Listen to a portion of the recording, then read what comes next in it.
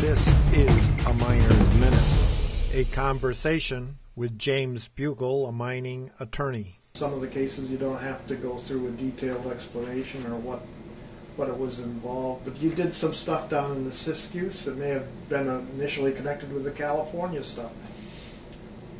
One of the earlier cases I was involved in had to do with the National Forest Management Act.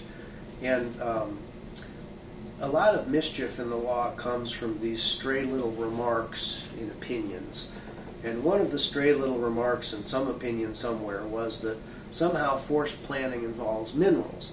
And if you look at the statutes themselves, the mineral piece of it was essentially cut out from forest planning, because the whole idea of planning, at least in the land use context, is this is the area that's good for growing trees and this is the area that's for recreation. But you can't do that with minerals because they haven't been discovered yet generally. And so it makes no sense to put minerals into a planning process. Well, the environmentalists had written in a bunch of mineral planning things into these forest plans and were attempting to enforce them. And in that particular case, we got by the skin of our teeth because there was a change of administrations from the Bush administration to from the Clinton administration to the Bush administration, and the Forest Service officials got just a little bit more responsible and recognized that the planning provisions didn't make sense in this context, and so the court did not allow the environmentalists to gum the minerals up with planning. But that's one of the more notable ones that I remember.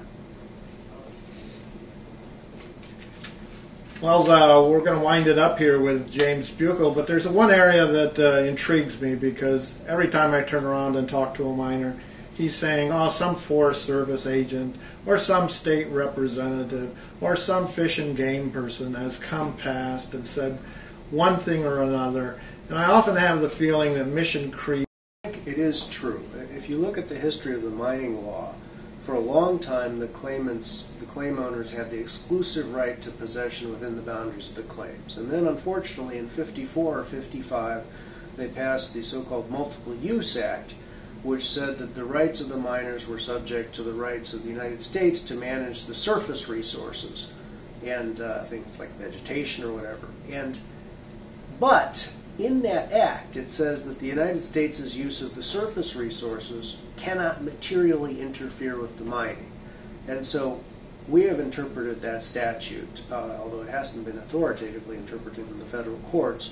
The Department of Interior and the miners interpret the statute to mean that even if your right to possession is not exclusive, if the Forest Service wants to do something, what the Forest Service wants to do has to do with a legitimate management of surface resources. It has to do with trees, or fish have been determined to be surface resources.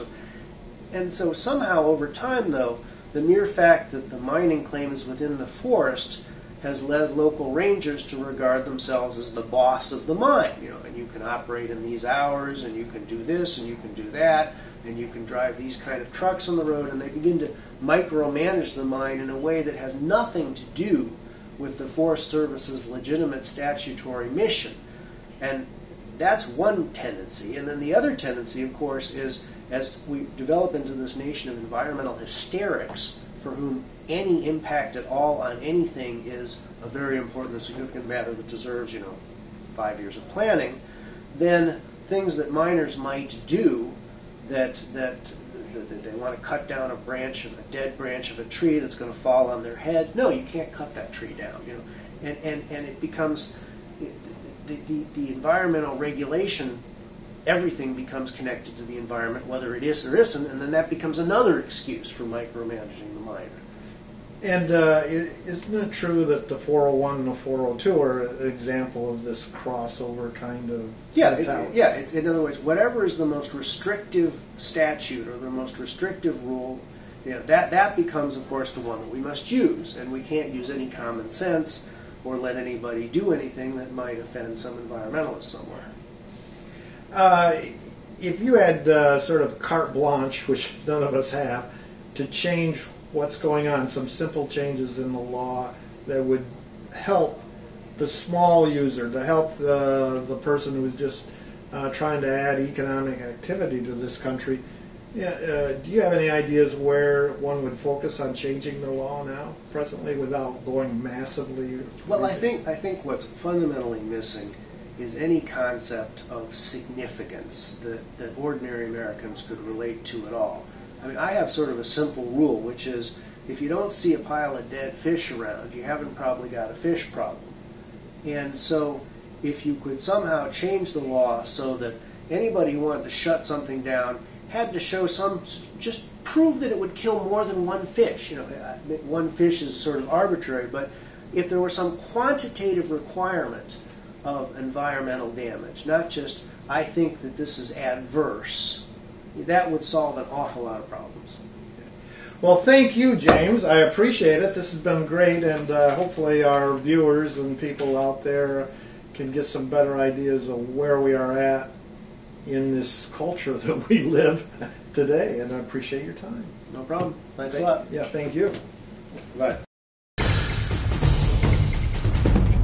This is a minor's